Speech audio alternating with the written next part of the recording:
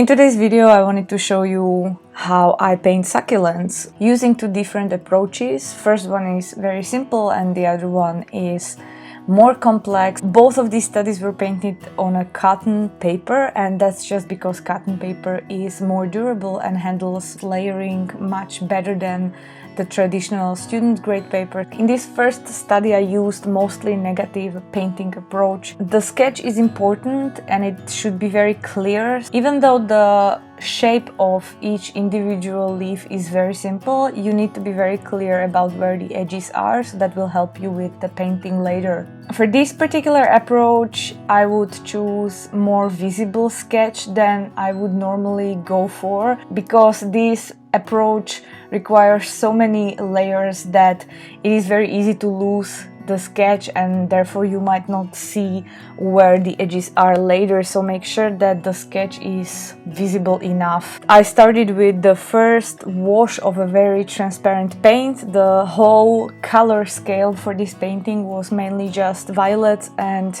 blues. Some of the paints that I used were granulating paints by Daniel Smith, and I will list the materials that I used in the description as well as in the pinned comment below this video. Every time I apply a new layer of paint, the previous layer needs to be completely 100% dry. There was a lot of drying, but that's why having a hairdryer nearby is so handy. Most succulent plants, such as this one, have a very predictable growth. There are very tiny leaves in the middle and then they continue their growth, so the further are from the center of the plant, the larger the petals are. They're probably leaves, not petals. Another thing to notice is that younger and smaller leaves might have a different shade than the larger adult leaves. So to use a color gradient is a great idea. The main idea of the negative painting is to start with the lightest petals and start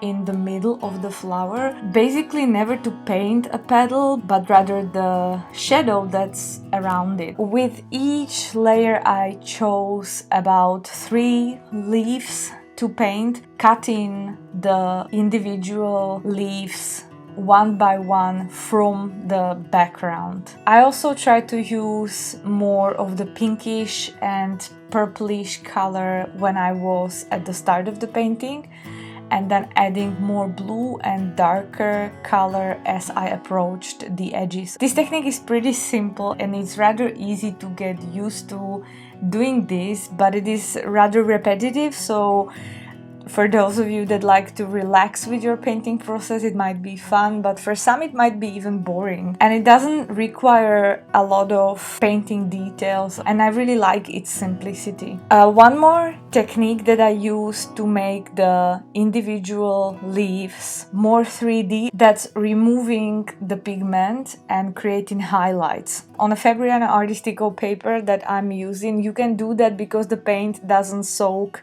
so much into the paper. The paper basically lets me to lift some of the pigment even after it's dry. I grabbed a brush that was synthetic, more stiff than my regular watercolor brush. Made it a little bit damp with water, then just try to lift some of the pigment to create the soft highlight on each individual leaf, and that really helps to give a more plasticky effect to the whole study. This particular study took about 1.5 hours and I really like how it turned out. I do recommend it when you want to try something simpler, and with just a few colors you can create a nice looking watercolor painting.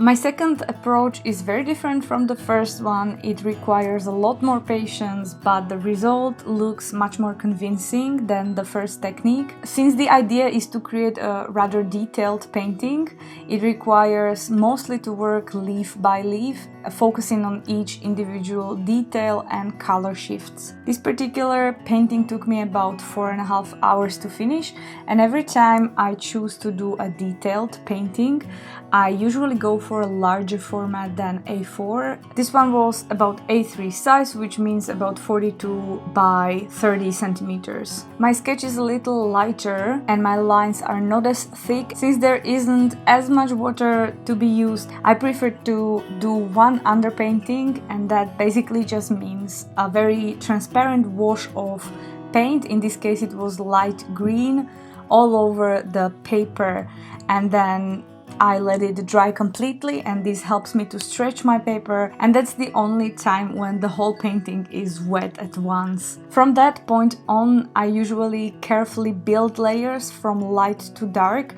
focusing on each individual leaf. And every time a new coat of paint is placed, grab a hairdryer and carefully dry it so that the wetness doesn't interfere with the leaf that's next to the one that I'm currently painting. This is a very safe approach, rather time consuming, but better be safe than correcting the mistakes that occurred because of the unnecessary bleeding of the paint from one leaf to another. What you see me using is mostly wet on dry approach that I explained in greater detail in my watercolor tutorial series in basic watercolor techniques. This approach means that you place a wet paint onto the dry surface.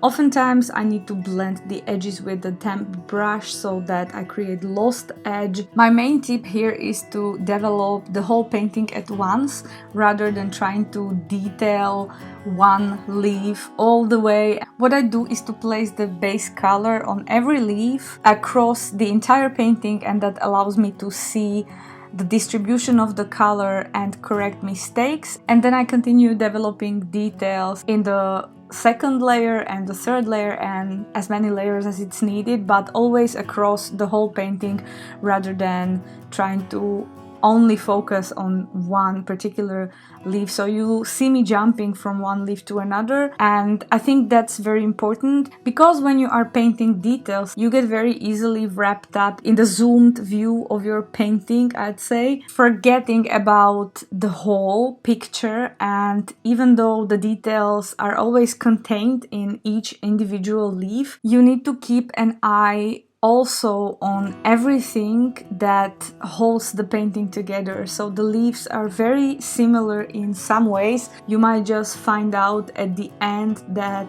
the individual pieces do not feel like they belong together. So I always try to keep that in mind and rather keep the stage of each leaf at the same level approximately across the whole painting. This is what I really love about watercolor. It is very versatile. You can use a lot of approaches. Some require much more effort than others. It's not even a rule that the more effort you put into a watercolor painting, the better the result, because some of the very quick approaches might give you a gorgeous result. I think that if you have a playful personality, you will really like this medium, and I encourage you to experiment as much as you can and come up with different approaches for the same theme, and it might be fun for you. And that's it for today's video. If you have a particular topic in mind that you would like me to make a tutorial around, feel free to suggest it down below in the comments. And also thanks to all of my patrons over at Patreon. This month's Patreon reward will include a real-time painting video tutorial that will have a botanical theme. Have a wonderful week, and I'll see you again next week. Bye bye!